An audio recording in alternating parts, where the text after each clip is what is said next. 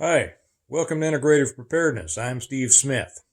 Well, it is 5 degrees outside. We just got back yesterday from our annual trip down to Big Cedar and got back home, did all the things, that you got to do when you get back home and get yourself resituated. And man, it is 5 degrees out there today. So I had to break out the serious cold weather gear. Now, I'm not really a tactical guy, as those of you who have followed me a little bit know. I like the old school stuff. So I got this. This is one of my favorite sweaters. It got me thinking about something. This is what I'm not just didn't come on just to tell you about my sweater, but as I put it on, it made me think about things, as things do. And I got this sweater in Donegal, Donegal, Ireland, not Donegal, Ohio, or someplace else. It's up on the northwest of Ireland, looking out over the North Atlantic, that cold, cold stretch of water up there. And we had gone through there uh, to let a couple of our friends. We'd come across the top. We'd come from Derry, and then stopped past, saw the Giant's Causeway, and then we were on our way to the Cliffs of Moher to so that a couple of our friends could throw the ashes of one of their deceased relatives over the cliffs into the North Atlantic. Kind of a funny thing happened there, but I'm not going to tell that story. And boy, up there they know how to make sweaters, and they make you buy a sweater up there, and you just may have seen the sheep grazing over in the field that the wool came from to make the sweater you buy. And it is a neat place. That made me think about that stretch of Ireland and how it is uh, so community oriented. Now, we can all say we have communities, but you get out of the cities, and which themselves, everything is community based pretty much over there. But you get out of the cities and you get into the more rural communities, the smaller towns, and you see things that you don't see very much here. You stop by a roadside, um, bar or a restaurant or something like that. There's almost always music going, and I mean live music. I don't mean a jukebox. I don't mean a live band from town. I mean it's people who live around there, or put together band by some of the folks, and they come in, and on certain nights, and sometimes even during the day, they'll be playing music, and you will see something unusual there. Um, Multi generational um, crowds. Okay, you will go in there and you will see little kids and their parents and their grandparents, and sometimes even one above that. And there is a community there, and a way of life that goes way back, generations back, that would be a good lesson for a lot of people here to get ready to weather the storms that are very possibly in front of us here.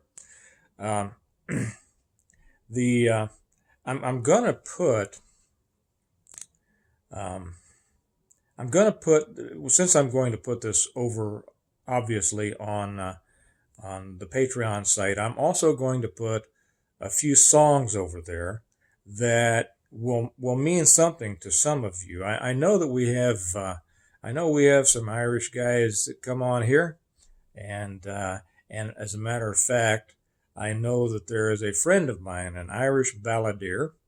Uh, haven't seen him for a while, but I see him comment here just every now and then. And one of these songs that I put up, now I'm speaking to him right now. I just watched a video of you singing a soldier's song in that bar that's deep underground. We both know what I'm talking about. What a great deal. And this guy that I'm talking to right now, he's been over there. He knows what the things that I'm talking about. there are a lot of lessons. And by the way, before I get off of that, best to you and your clan. Think about you guys. Kelly says hi, and hope everybody is doing well. But he, like so many, know the many lessons that the Irish struggle holds for us in what may be coming up here in the near future. Those people have been living under government oppression for a long time. They know how to do it. They don't let it destroy their lives,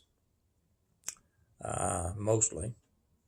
But they have some skills and mindset that most people here could learn a lot from. So anyway, I'm going to put up several songs over there on Patreon that if you know a little bit about the situation, they'll mean something to you. If you don't know anything about that situation over there, listen to the words, do a little bit of homework yourself, find out what it's talking about, because it applies. It applies more than you would think. I've had people ask me, to do more, talk about the history of the struggles and the troubles in Ireland. It would take me forever just to scratch the surface, and I think that would lose more people. It's not that I don't care about those of you who are interested in it at all, but I think that it's probably not that interesting for most people, and I think it'd lose them. And it'd just take me forever, like I said, to scratch the surface. And there is so much out there that you can look up on your own, and I suggest that you do it. So go to those songs over there, and I think you'll enjoy them. Now to the 3 M's of preparedness. You're probably wondering, 3 M's? I've never heard of the 3 M's. Could it be meals and munitions and manpower or something like that? No. The 3 M's are make more money. Make more money now. Now, right now, a lot of you are going, well, wait a minute, I thought this was going to be a preparedness video. And after all, preparedness is all about suffering and eating junk and hunkering down and going back to the basic ways and, being able to live without very much and such as that. Well, yeah, that is. I mean, those are elements of preparedness.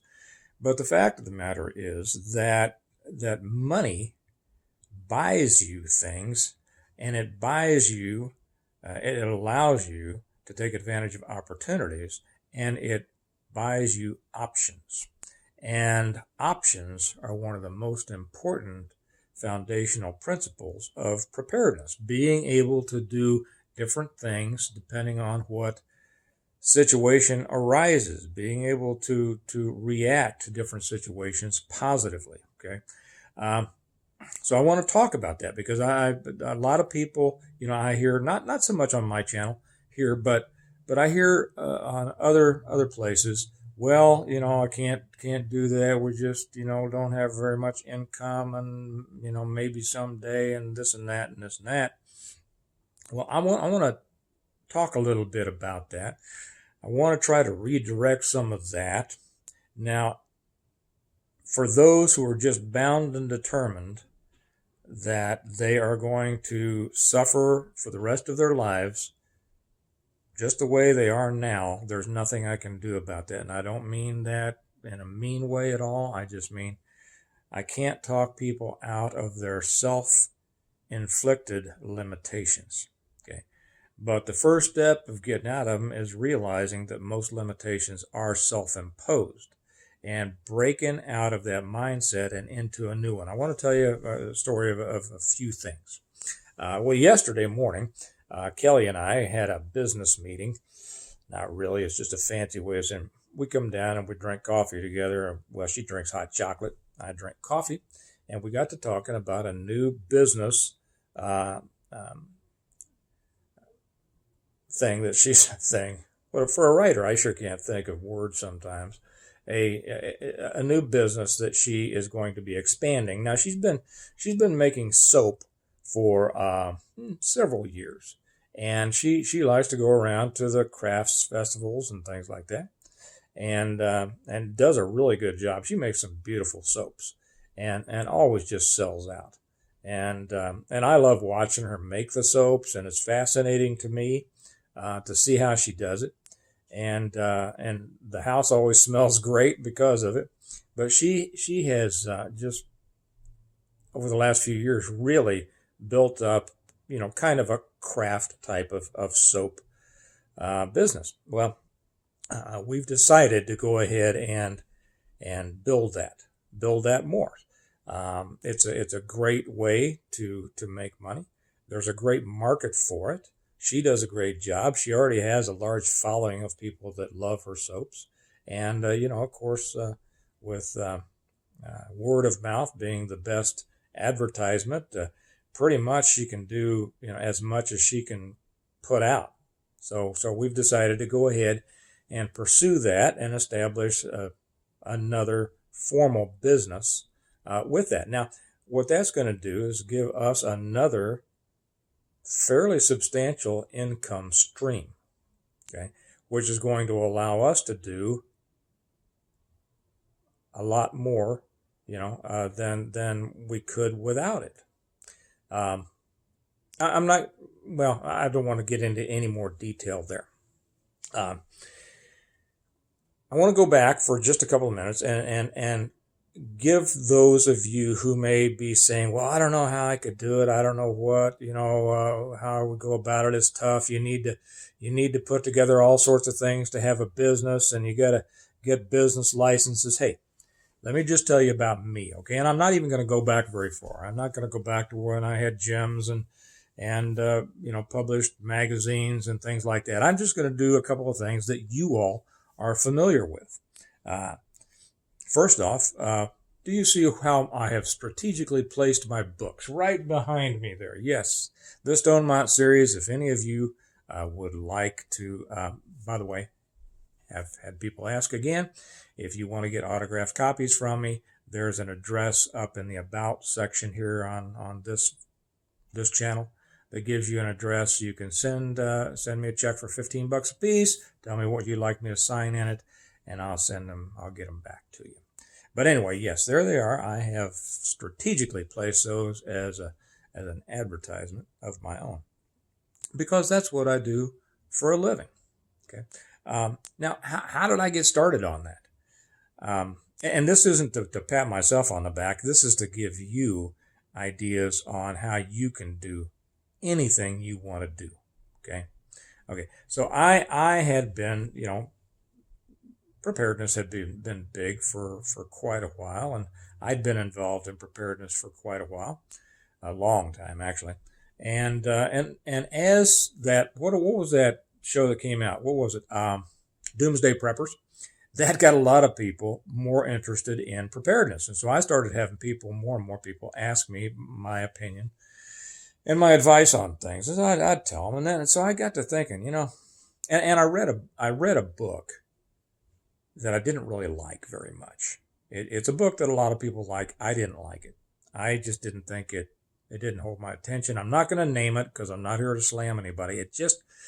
I thought, I think that a story could do better than that. And so I just started hacking out a little bit of a story. I really didn't intend to write a book. I intended to write a chapter, just a little something to show people, like to illustrate a couple of the lessons that I would teach. I started tapping it out, and I know some of you people who have been with me for a while may have heard this story before. I started tapping it out on the notes program of my phone. Okay, I didn't carry around, I don't type, and I type with two fingers, and I type on my phone with one finger, and I just started tapping it out, a little story, I kind of like a movie came to me in my mind, and it's just these characters and what would happen, if an EMP happened, and just blah blah blah, yeah. And so I just started tapping out this story. Well, I kept tapping, and the story I kept coming to a point where I'd say, well, I wonder what would happen next after that, and I'd just keep writing and keep writing, and I kept writing and writing and writing. Now this is all on a phone that I paid $100 for. So people that say, well, you need a lot of money to start a business endeavor, no, I paid $100 for this phone. Okay, a year later, I didn't know if it was a book or not. I didn't know if anybody besides Kelly and my mother would say that they liked it. I didn't know if it made any sense at all. But when and then I didn't know how to get it. My phone would only hold a certain amount of information, not like the phone I've got now. And so I would have to, what did I do? Email it to myself. Email it through a Gmail account to another email that I use, and then I would try to format it into Word. I didn't have Word, so I tried to get a free word processing program. That messed it up. I finally later broke down and just got Word, but I still didn't know how to format it. Anyway, it was ending up in Word all mixed up and horrible. I mean, it looked like chicken ran across the pages. I didn't know what I'd done wrong. And so I kept trying to figure it out. Well, I finally figured it. Took me a year to learn how to format that. Now, if I'd asked a buddy of mine, he could have done it that afternoon. I'm a hardhead. I didn't. I wanted to figure it out. I didn't figure anybody was in a hurry to read the book anyway, so I had plenty of time, right? I didn't think about really publishing it, but I had heard that you could do this through a Kindle publishing or what CreateSpace is what Amazon called their program at the time. And I said, okay, I'll take a shot. Well, after a year, I finally got it formatted. So it took me a year to write, a year to format. You're smarter than I was. If you want to write a book, you can get it done a lot sooner, and you don't have to write a big one. I finally got it done, and then I realized, I says, man, this thing, and I didn't even know that it would give me a word count, I had to come up with the page count to put in the formatting for the paperback books for CreateSpace and all that. It's 90-some thousand words. And I says, wow, I wonder if that's good or not. And so I just thought, well, I wonder how many words Huckleberry Finn is, the great American novel. And so I looked it up, and it's like 60,000 words. And I went, whoa, I just wrote a book that was half again longer than Huckleberry Finn.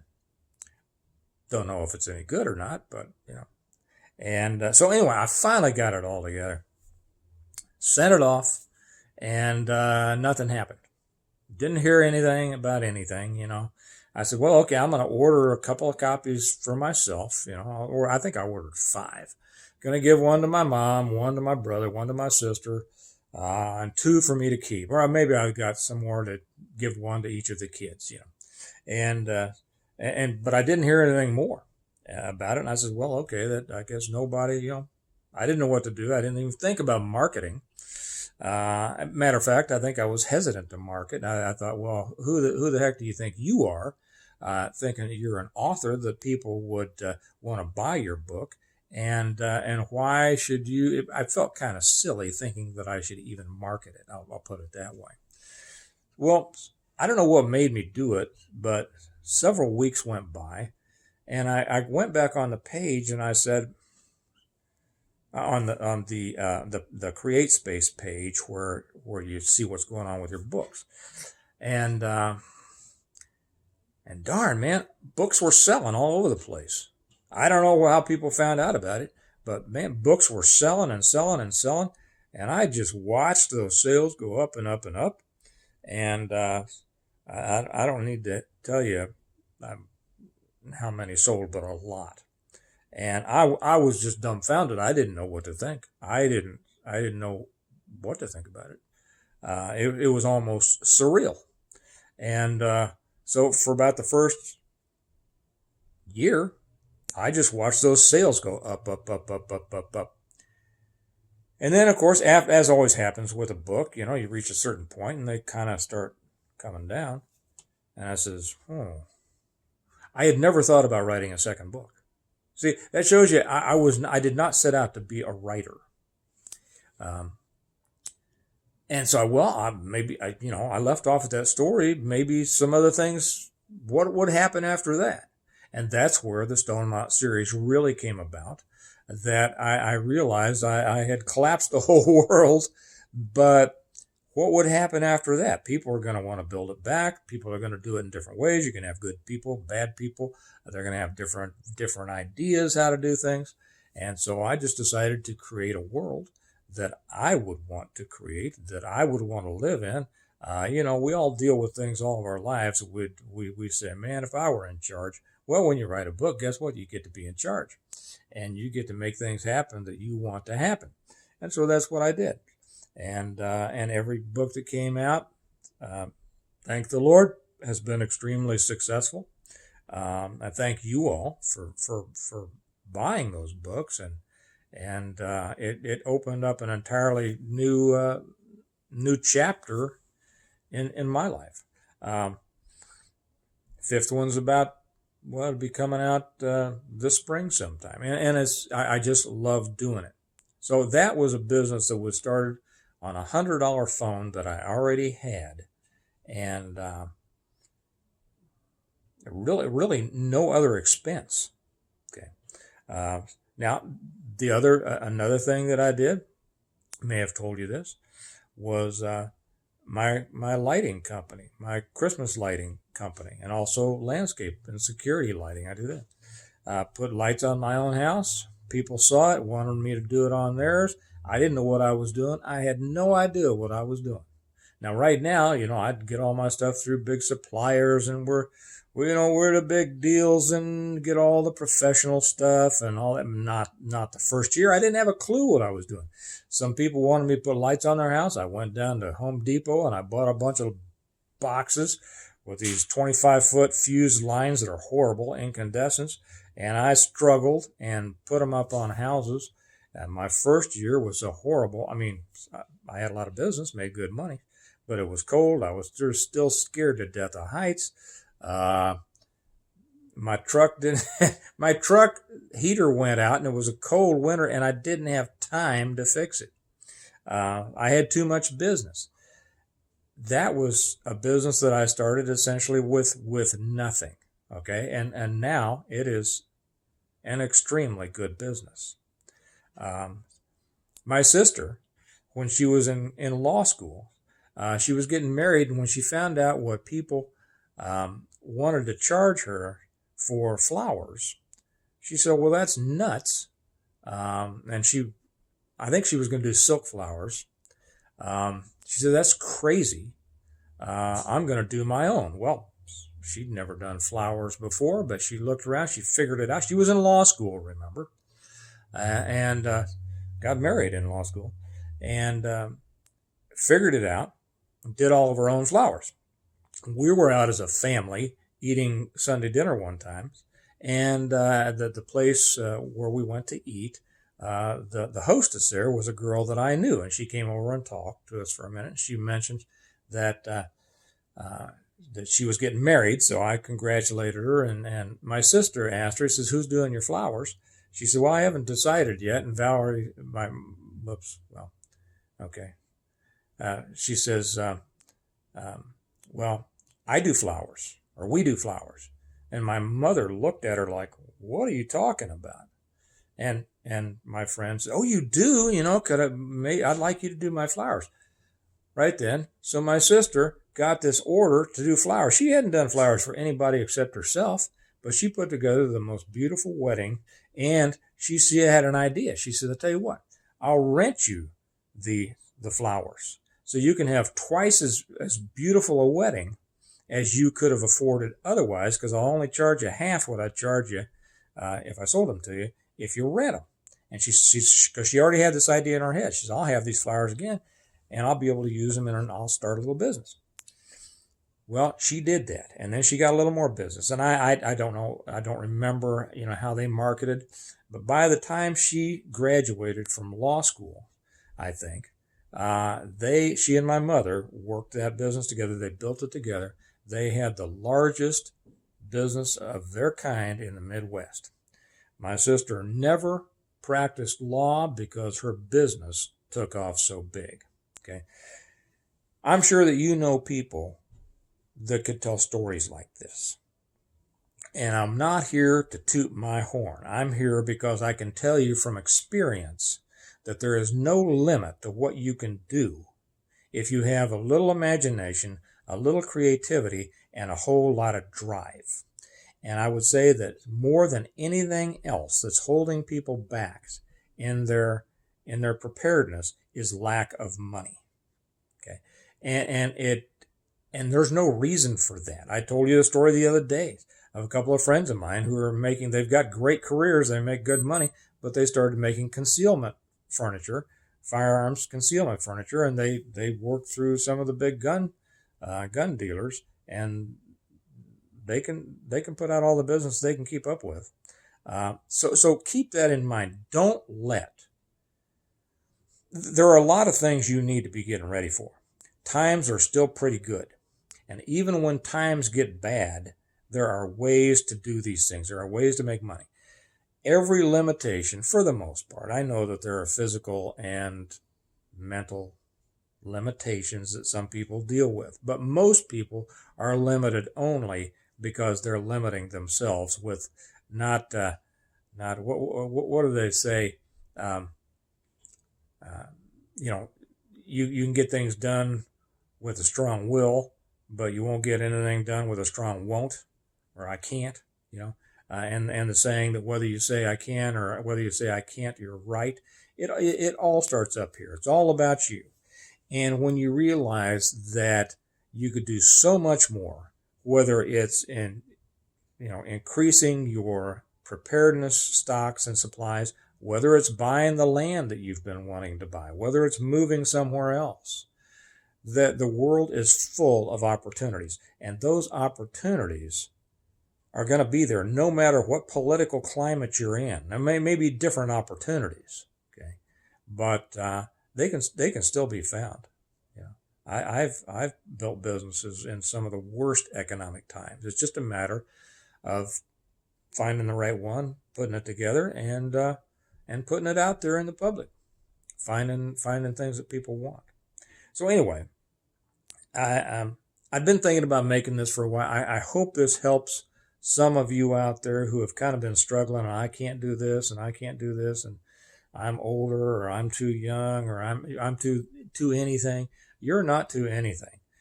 There's something you can do to make your life better and to increase your income.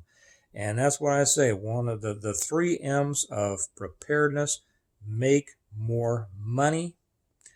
Making more money gives you more choices, more options, more opportunities. And those are at the bedrock of being able to prepare to the extent that you want to and need to. So I'll leave it at that. Good luck to you. To leave your comments down there about maybe things that you've done. You might give people some ideas, and you can ask a question or two. I know I can't get into real detail, and I don't claim to be an economic advisor, though I do all right. And I do give some advice, but I'm not going to give any economic advice on here, except make more than you spend. So anyway, leave some comments, read the comments, kind of mix it up and help each other. And remember that we prepare well today in order to live well tomorrow. And one of the best preparations you can have is having the finances to build the kind of preparedness life you want. So you all have a good day. I'll talk to you later. Bye-bye.